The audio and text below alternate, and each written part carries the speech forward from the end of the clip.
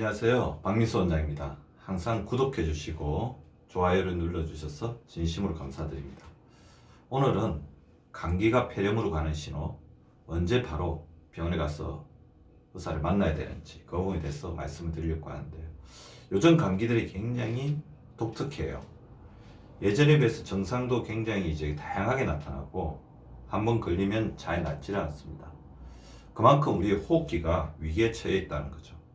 물론 여기에는 미세먼지나 황사나 각종 세균이나 바이러스 등의 변종, 그런 온갖 어떤 여러 가지 요인들이 있지만 우리들의 면역력이 갈수록 약해지고 있다는 것도 한몫하고 있다고 볼 수 있습니다.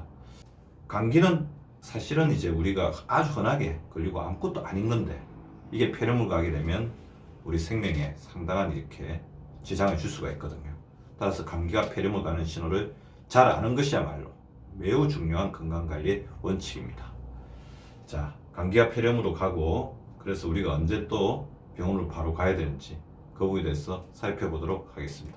먼저 그러면 감기와 이제 폐렴을 이제 구별하는 게 필요하겠죠. 자, 감기는 이제 코하고 목까지 많이 내려가도 이까지의 증상입니다. 감기와 폐렴을 잘 구별하려면 감기는 상기도 증상, 폐렴은 하기도 증상, 그 폐의 증상이죠. 상기도 목과 코, 그다음 이 부분, 편도 쪽에 있는 부분 쪽에 국한되는 게 감기라고 할 수 있습니다. 그래서 기침, 목 아픔, 콧물, 코막힘, 가래도 여기서 놓일 수 있죠. 그리고 바이러스 감염이기 때문에 열이 나고 두통이 있고 근육통이 있습니다. 하지만 증상은 경미합니다. 전혀 생명에 지장을 주지는 않습니다. 물론 일상생활에 지장을 줄 수 있고 아주 심하게 아픈 경우 결근까지 할 수도 있지만 이것 자체가 바이탈이라고 그러는데요. 생명 징후까지를 좌우하지는 않아요. 근데 문제는 이 감기도 폐렴에 갈 수 있다는 거죠. 감기 바이러스 자체가 폐렴을 일으키는 것이 아니라 감기로 이제 면역력이 약해지면 세균이 들어오고 다른 아주 강력한 바이러스가 들어오고 이렇게 기회 감염이 되었어. 감기로 인해서 면역이 약해진 부분, 뭐 가래가 많아지고 콧물이나 코막힘 때문에 호흡이 곤란해지고 그러면 아무래도 이제 이쪽에 문제가 생기겠죠. 그래서 문제가 생길 수가 있다. 폐렴을 갈 수도 있다는 겁니다. 아주 드물게. 더불어서 감기 바이러스의 여러 가지 변종이 또 바이러스 폐렴을 일으킬 수도 있습니다. 자, 근데 폐렴은 감기하고는 비교도 안 되는 증상이죠. 폐에 염증이 생겼다는 겁니다.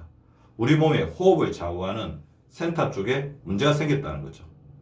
하기도 증상이고 폐 증상이면서 전신 증상, 전신에 산소를 공급하는데 문제가 생기는 증상이 나타납니다.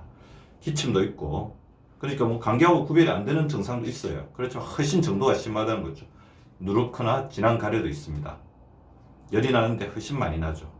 그리고 오한이 있습니다. 열이 났다가 떨어질 때 오한. 그 다음에 호흡이 곤란하죠. 숨이 찬다는 것을 느낍니다. 자, 감기도 이제 어떤 사람들 심하게 기침을, 그런데 그거는 이제 기침을 심하게 해서 숨이 차다고 이제 호소하시는 거고, 실제로 폐렴은 폐 쪽에 산소 교환이 안 되기 때문에 호흡이 곤란한 거죠. 그럴 때 호흡수가 증가합니다. 그래서 숨 쉬는 게 가슴이 들썩들썩하는 것을 느낄 수가 있습니다. 그런데 감기는 아무리 심하다고 하더라도 호흡수까지 증가하지는 않습니다. 물론 우리 열이 많이 났을 때 심박수가 증가하는 경우는 있습니다. 열을 떨어뜨리고 그렇게 하기 위해서. 그렇지만 호흡수에는 영향을 미치지 않는 거고요.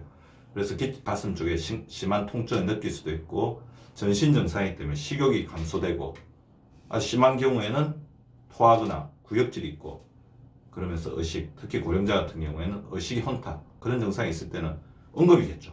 바로 이제 병원을 가보셔야 됩니다. 폐렴도 이제 바이러스성 폐렴하고 세균성 폐렴이 있습니다. 바이러스성 폐렴은 초기 증상은 독감하고 비슷할 수도 있습니다. 열이 나고 마른 기침, 두통, 근육통, 세약. 근데 하루나 이틀 사이에 증상이 악화됩니다. 기침이 증가하고 호흡 곤란이 되면서 심한 근육통, 고열, 그리고 폐에 문제이기 때문에 어쨌든 입술이 파래지죠. 그리고 의식홍탁이 노령층에서 오기도 합니다. 근데 면역력이나 건강 상태에 따라서 증상의 심각도가 굉장히 달라집니다. 그리고 어떤 바이러스가 들어가냐에 따라서 달라지기도 하는데요. 대체로 이렇게 어떻게 보면 드라이한, 건조한 이제 폐렴이라고 보시면 되고요. 바이러스 폐렴은 이제 굉장히 잘 전파가 되기 때문에 전파력에 따라서 문제가 생기는 거지 본인의 면역력하고는 크게 상관이 없습니다. 그래서 면역력이 있는 사람이라고 하더라도 전파가 강하게 들어오면, 바이러스가 몸속에 많이 들어오면, 바이러스 자체는 굉장히 생존력이 강하거든요. 전파력이 강합니다. 그래서 걸릴 수는 있지만 면역이 강한 사람은 그것을 또 금방 이겨내기도 합니다. 대정치료니까 세균성 폐렴을 가지 않으면 이렇게 우리 몸에서 걸러내는 바이러스로 인해서 이겨낼 수도 있다. 그렇지만 일부 고령자나 만성질환자에서는 심각한 증상을 야기할 수도 있는 게 바이러스성 폐렴이고요. 박테리아성 폐렴, 세균성 폐렴은 증상이 굉장히 심각합니다. 그리고 이것은 뭐냐면 우리 몸속에 특히 이제 우리 폐렴균 같은 건 몸속에 일정 부분 다 있는데 우리 몸의 면역력이 떨어졌을 때 기회감염이 아주 강하게 일어나서 잘 전파되지는 않지만 면역이 굉장히 떨어져 있는 사람을 집중적으로 공격해서 굉장히 심각한 증상으로 나타납니다. 아주 고열이고 심한 발한, 그리고 호흡수하고 맥박수가 굉장히 증가하면서 청색증까지, 그래서 아주 심한 증상이 나타내고 이것이 호흡부전으로 생명에 영향을 줄 수 있다. 그게 세균성 폐렴이고 반드시 적절한 항생제로 치료하지 않으면 굉장히 위험해질 수 있는 질환이 세균성 폐렴이라고 할 수 있죠. 그래서 박테리아 폐렴, 세균성 폐렴이 발생한 사람들은 면역이 떨어진 사람들, 만성질환자나 뭐 신장 투석을 받고 있거나 면역 억제제를 드시고 계시거나 그러신 분들, 그 다음에 항암 치료를 받고 계신 분들, 그래서 면역이 일시적으로 떨어지면 우리 몸속에 있는 폐렴균이 기회감염 더 이렇게 활발해지면서 활성화되면서 우리 몸에 세균이 번식하고 폐혈증을 일으키는 것. 물론 다른 사람에게서 일부 넘어올 수도 있지만 넘어오는 빈도는 바이러스성에 비해서 아주 약합니다. 그리고 감기를 아주 심하게 했거나 바이러스 폐렴 아니면 독감에 걸린 후에 우리 몸의 호흡기, 기관지 면역이 약해졌을 때 세균성 폐렴이 발생하기도 합니다. 그리고 수술하고 나면 면역이 떨어지잖아요. 그리고 우리가 어르신들 같은 넘어져가지고 고관절 골절이라든지 뼈가 부러져서 오랫동안 누워있게 되면 위험하게 되는 경우가 선하게 볼 수 있습니다. 바이러스 폐렴과 박테리아 폐렴, 세균 폐렴의 이제 차이를 보시면 전파력 측면에서는 바이러스성이, 왜냐하면 바이러스는 굉장히 이제 DNA, RNA를 바꿔가면서 번식이 잘 되거든요. 전파력이 아주 강하고 침을 통해서 그리고 비말에 있는 바이러스 통해서 잘 전파가 됩니다. 그래서 위생이 굉장히 중요하고 심각성 측면에서는 세균성이 문제죠. 왜냐하면 면역이 떨어져 있는 사람한테 들어와서 그 세균이 폐혈증을 일으켜서 전신적인 장기 부전을 일으키기 때문입니다. 적절한 항생제를 잘 치료하는 게 중요합니다. 그러나 심각 측면에서 예외적인 바이러스도 있죠. 이렇게 최근에 이제 발현하는 바이러스들은 굉장히 심각성을 나타내기도 하고 그리고 고령자나 만성질환자한테는 굉장히 위험하기도 합니다. 그렇지만 대체로 세균성이 훨씬 더 심각하다. 감기가 폐렴으로 가는 신호, 언제 병원에 가야 되는지 말씀을 드리겠습니다.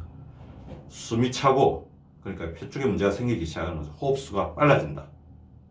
그리고 일반 감기 같은 경우에는 열이 하루나 이틀, 그 다음에 해외 진통제를 먹으면 금방 깔아앉습니다. 그렇지만 이런 치료에도 불구하고 열이 3일 이상 지속된다.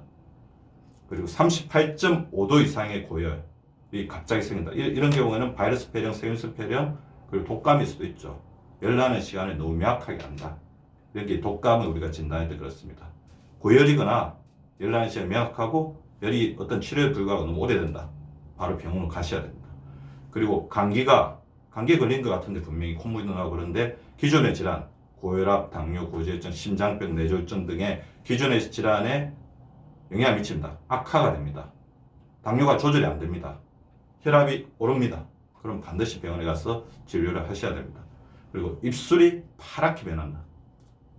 호흡 부전을 해서 산소 공급이 안 되는 거죠. 응급 상태죠.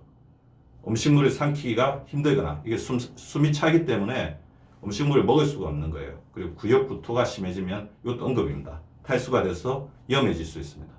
그리고 증상이 시거나 적절한 치료에 불구하고 갈수록 심해지면 바로 병원에 가서 의사의 진단을 받아야 되고요. 또 의사를 바로 찾아야 될 때는 다른 또 감기가 아닌 다른 증상, 감기라고 생각했는데 나중에 보니까 폐기령인 경우도 있었고 천식인 경우도 있고 위식도인인 경우도 있습니다. 기침 등의 증상이 2주 이상 지속된다. 의사를 바로 찾아야 되고요. 감기가 나은 후에 바로 자주 걸린다.